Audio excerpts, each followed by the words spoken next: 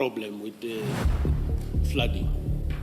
And is it correct that there's no storage space at Isipingo Police Station? That is what I was informed, and it is correct, maybe because of the volume of these drugs. Port Shepstone, a quiet coastal town in KwaZulu-Natal.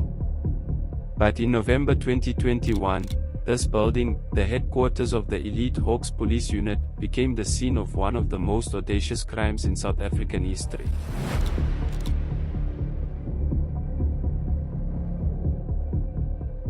No explosives. No high-speed chase. Just a grinder, a dark night, and a massive security failure. When the sun rose, 541 kilograms of pure cocaine were gone. Value, 200 million rand. But as the dust settled, a terrifying question emerged: was this a burglary or a handover? To understand the heist, you have to understand the cargo. This wasn't just street product. These bricks were marked with the TikTok logo and Jaguar branding. High-grade cocaine destined for the global market. Durban is the gateway. But once the Hawks seized the shipment, the cartels didn't give up. They just changed their strategy. They didn't need to intercept it at sea. They just needed to wait for it to be locked behind a door they already had the keys to.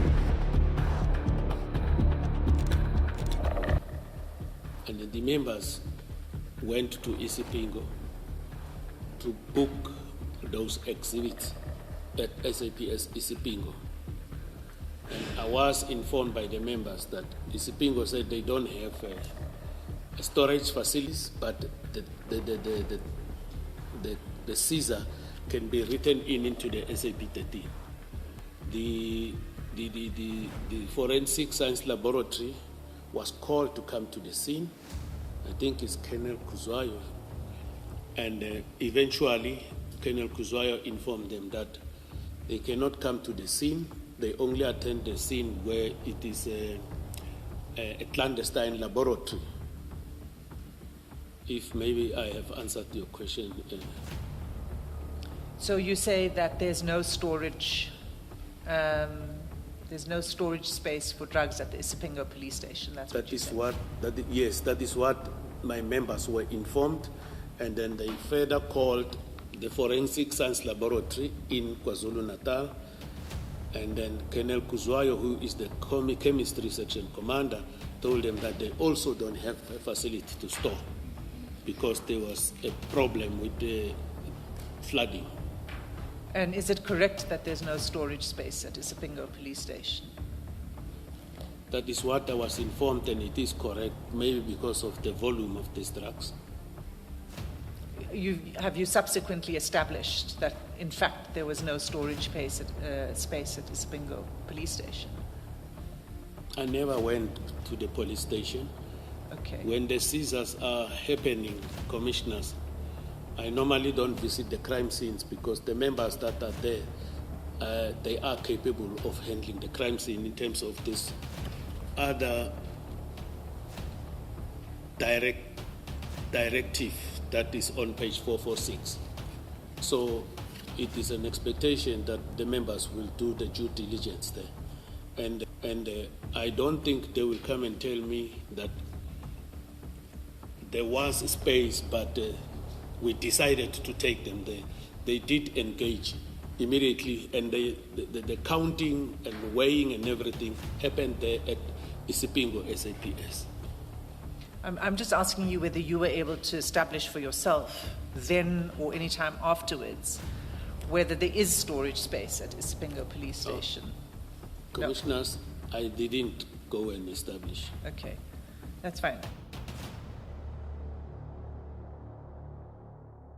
The Port Shepstone office was a soft target. The alarm system hadn't worked in months. The security contract had expired. It's like leaving the vault of a bank open and putting a "do not enter" sign on it. 4 years, the case went cold. Until May 2026. The Medlanga Commission of Inquiry begins to peel back the layers of institutional rot. In my opinion, the cocaine seized in 2021 should never have been stored in Port Shepstone. The crime scene management failings compromised the integrity of the investigation, and the subsequent theft of the cocaine was severely compromised our ability to find the traffickers.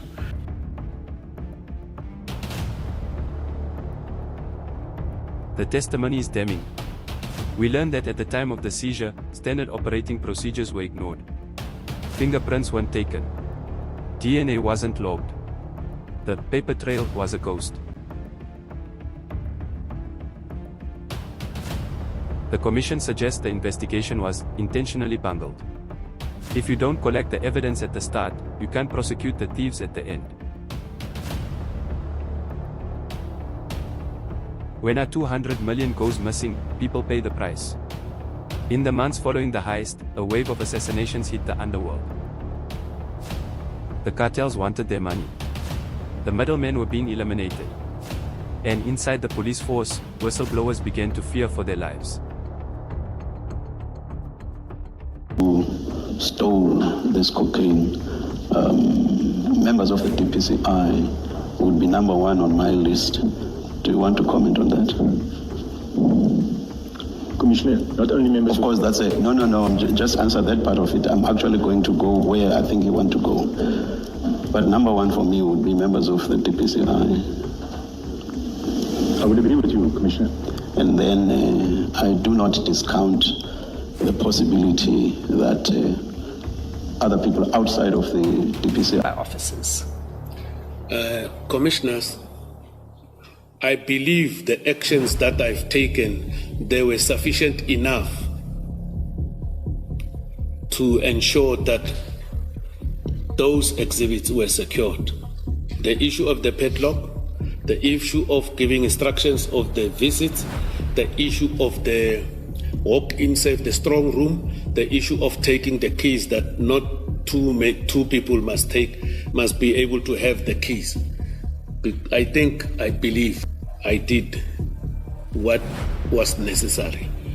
I know the advocate is asking me, was it not necessary for you to go and check? But I believe it was necessary. Because, and I believe the members were doing the due diligence. So let me understand this.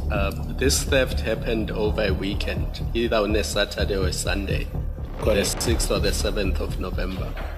And I see from your statement that some police officers would go to that office from time to time, but there was nobody stationed there permanently.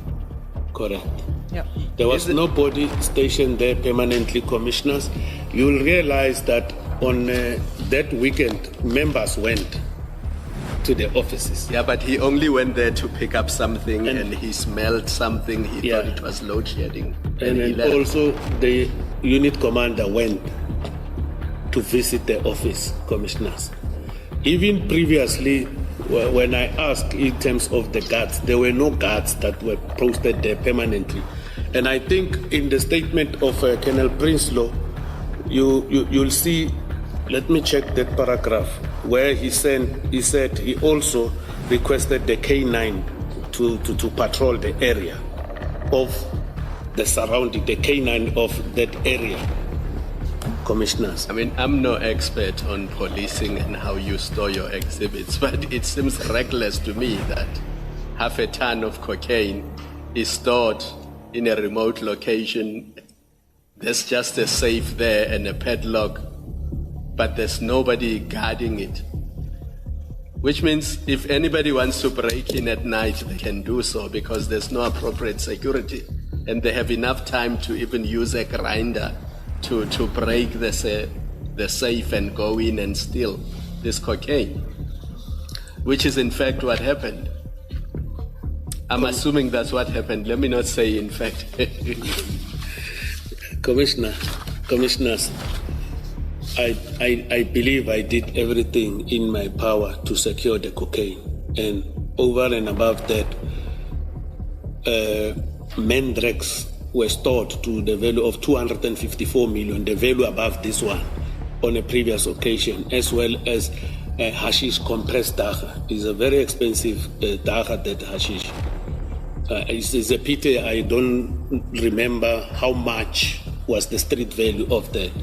So I believe I did the right thing. I did all that I could do to safeguard those exhibits there. But I said after the theft, there is space to store cocaine. There is space to store cocaine. And I don't know before why we were informed there's no space, we can't do this. Now even police stations, but they want you to only leave those things for a week. It can't go over the weekend. The Port Shepstone heist isn't just about drugs.